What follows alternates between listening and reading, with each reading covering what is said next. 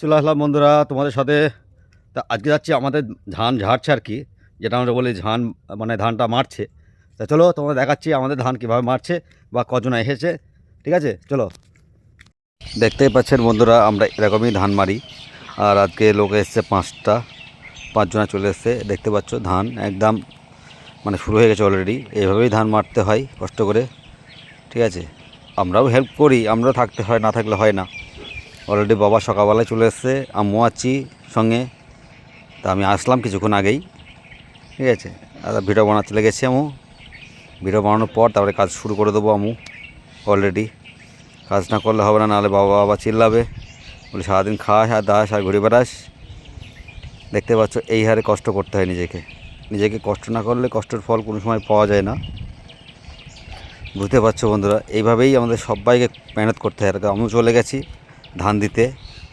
ধানে না দিলে হয় না, ধান দিতেই হবে, না দিলে করে তো ওরা কাজ করছে তো, নাহলে ধান কম পড়ে যাবে। ওরা সময় মারতে থাকবে, আমি এগিয়ে দিতে থাকবো। এইভাবেই কষ্ট, চাষিদের কোনো সময় বিরাম নেই, কোনো সময় রেস্ট নেই।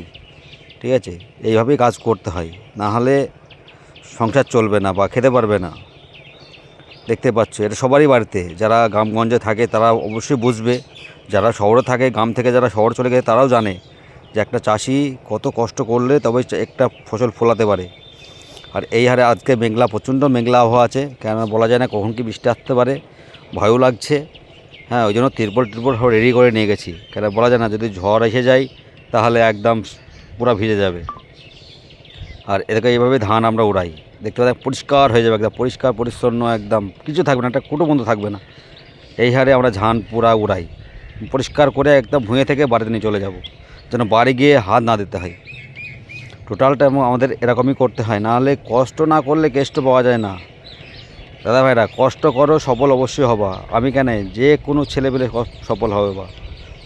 ঠিক আছে, চাষ মানেই কৃষি, আর কৃষি মানেই সব বাড়ির জন্য। ঠিক আছে, উন্নত করতে হলে কৃষি অবশ্য দরকার, মানে কৃষি বলে নয়, সব কিছু দরকার মানুষের সঙ্গে।